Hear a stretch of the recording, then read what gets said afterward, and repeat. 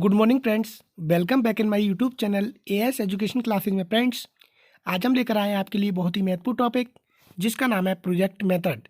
हिंदी में इसे हम परियोजना विधि कहते हैं। यह प्रमुख शिक्षण विधियों में से एक विधि है। चलिए दोस्तों, ज़्यादा समय न लेते हुए वीडियो को स्टार्ट करते हैं। सबसे पहले बात करते हैं हम इस विधि के विकास की कि इस विधि का विकास कहाँ हुआ था। तो इसका आंसर होगा इस विधि का विकास अमेरिका में हुआ था। और इस विधि के प्रणेता कौन थे? तो वो है जॉन डीबी। इस विधि के जो प्रणेता थे वो थे जॉन डीबी।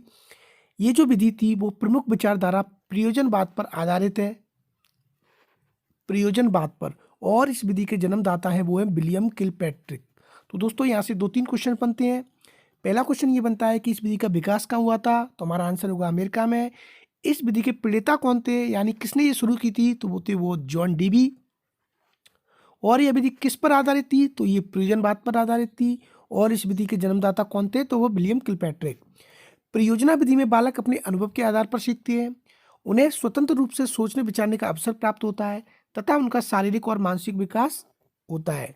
परियोजना विधि में बालक जब फील्ड में जाता है तो स्वयं कार्य करता है और उसी से सीखता है, जिससे उसका शारीरिक विकास भी होता है और मानसिक विकास भी होता है। अब बात करते हैं इसकी परिभाषाओं की।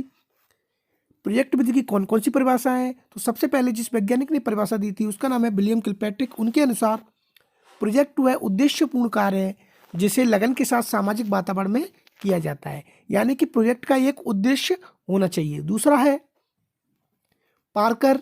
उनके अनुसार यह क्रिया की एक इकाई है जिसमें विद्यार्थियों की योजना, उद्देश्य और निर्धारित करने के लिए उत्तरदायी बनाया जाता है। अगला है स्टीवेंसन। उनके अनुसार प्रोजेक्ट एक समस्या मूलक कार्य है जिसे स्वाभाविक परिस्थितियों में पूर्ण किया जाता है। इन्होंने कहा था कि प्रोजेक्ट में एक समस्या होती है और उस समस्या को हम सॉर्ट आउट करते हैं। अगला है नंबर 4 वेलार्ड। उनके अनुसार प्रोजेक्ट यथार्थ जीवन का एक ही भाग है जो विद्यालय में प्रदान किया जाता है। ये थी दोस्तों इसकी परिभाषा। अगर हम इन परिभाषाओं को निष्कर्ष रूप में निकालें तो हम कह सकते हैं कि प्रोजेक्ट विधि विद्यार्थियों के वास्तविक जीवन से संबंधित किसी समस्या का हल खोज निकालने के लिए अच्छी तरह से चुना हुआ वह कार्य है जिसे पूर्ण स्वाभाविक परिस्थितियों में सामाजिक वातावरण में पूर्ण किया जाता है। दोस्तों ये थी इसकी परिभाषा है और इसका इतिहास। अब बात करते हैं इसके विभिन्न चरण पर, यानी कि परियोजना विधि में कौन कौन से चरण होते हैं।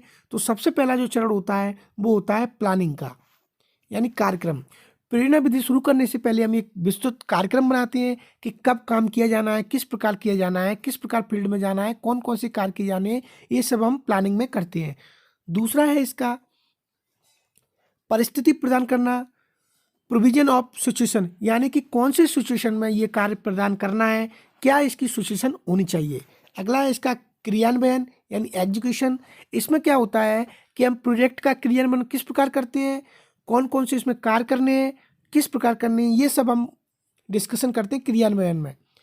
अगला है इसका पॉइंट नंबर 4 योजना के उद्देश्य एवं चयन, यानी कि हमने जो प्रोजेक्ट चुना है उसका क्या उद्देश्य है और उसका चयन हमने किस प्रकार किया है, ये हम डिस्कशन करते हैं योजना के उद्देश्य एवं चयन में। अगला है इसका मूल्यांकन। जब हम प्रोजेक्ट को पूर्ण कर लेते हैं तो उसका मूल्यांकन करते हैं कि इसमें कौन कौन सी कमियां रह गई हैं, कौन कौन से सुधार आवश्यक है, वो हम डिस्कशन करते हैं मूल्यांकन में। और अगला है लास्ट, वो है कार्य लेखन, यानी कि रिकॉर्ड रखना। जब हम पूरा प्रोजेक्ट कंप्लीट कर लेते हैं तो हम उसका एक रिकॉर्ड तैयार करते हैं। उस रिकॉर्ड में सारी बातें, यानी कि प्रोजेक्ट को शुरू करने से पहले शुरू करते हैं और उसके अंत तक जितने भी कार्य होते हैं वो हम सब रिकॉर्ड में रखते हैं। ये थे दोस्तों इसके महत्वपूर्ण चरण। अब बात करते हैं इसके लाभ की, यानी कि प्रोजेक्ट विधि के कौन कौन से लाभ हैं। तो सबसे पहला महत्वपूर्ण लाभ है वो है इस विधि द्वारा बालक व्यवहारिक ज्ञान प्राप्त करते हैं जो उनके भावी जीवन के लिए अत्यंत आवश्यक है। यानी कि प्रोजेक्ट विधि में जो बालक होते हैं वो व्यवहारिक ज्ञान प्राप्त करते हैं। व्यवहारिक ज्ञान प्राप्त जब वो फील्ड में जाते हैं तो वहाँ जब हम ग्रुप में स्टडी करते हैं तो वहाँ पर वो आपस में एक दूसरे का सहयोग करते हैं और व्यवहारिक ज्ञान प्राप्त करते हैं।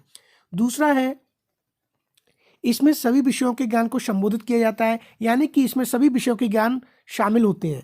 तीसरा है यह विधि बालक में आत्मविश्वास यानी कॉन्फिडेंस, आत्मनिर्भरता, सेल्फ इंडिपेंडेंट, नेतृत्व यानी लीडरशिप, भावनात्मक स्थिरता आदि का विकास करती है।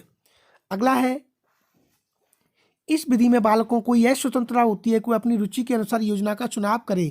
यहाँ समय चक्र का कोई प्रतिबंध नहीं होता। ये सबसे महत्वपूर्ण पॉइंट है कि इस प्रोजेक्ट में समय का कोई प्रतिबंध नहीं होता है, चाहे वो जितना समय ले सकता है। और बालकों को यह स्वतंत्रता होती है कि वो जिसमें उसकी रुचि है उसके अनुसार वो प्रोजेक्ट का चयन अपनी सुविधा अनुसार कर सकता है।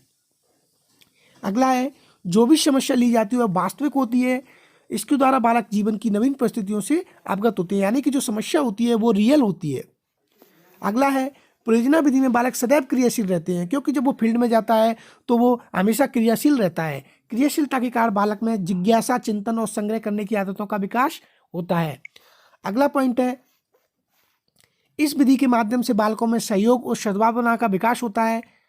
अगला है, इस विधि में बाल केंद्रित शिक्षा पर बल दिया जाता है, चाइल्ड सेंटर्ड एजुकेशन पर बल दिया जाता है। बालक की रुचियों, मनोवृत्तियों और मनोभावों का ध्यान रखा जाता है, यानी कि हम प्रोजेक्ट उसी प्रकार देते हैं जिसमें उसकी रुचि हो।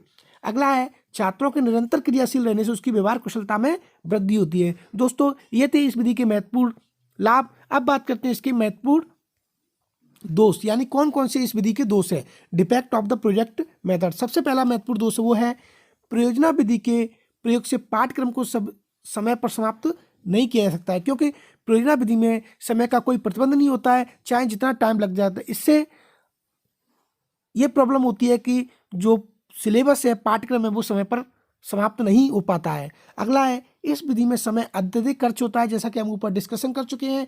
अगला है, परियोजना में प्रशिक्षित अध्यापकों और संदर्भ पुस्तकों का अभाव होता है, यानी कि जब हम प्रोजेक्ट को शुरू करते हैं तो इसमें ट्रेंड टीचरों का और जो रेफरेंस बुक्स है उनका अभाव होता है। अगला है, प्रत्येक विद्यालय के लिए संभव नहीं है, यानी कि कुछ ऐसे विद्यालय जिनमें सुविधाएं उपलब्ध नहीं है तो उनके लिए यह संभव नहीं है। अगला पॉइंट है, यह विधि दूसरी विधियों की अपेक्षा अधिक महंगी विधि है, क्योंकि इसमें काफ़ी सुसज्जित पुस्तकालय एवं प्रयोगशालाओं की आवश्यकता होती है, यानी कि यह सभी विधियों से महंगी विधि है। इसमें काफ़ी पुस्तकें, काफ़ी लेबोरेटरी, काफ़ी लैब, काफ़ी पुस्तकालय और प्रयोगशालाओं की आवश्यकता होती है। दोस्तों, ये थे इस विधि के गुण और दोष। अगले वीडियो में हम फिर मिलेंगे एक और नए टॉपिक के साथ। तब तक के लिए जय हिंद, जय भारत।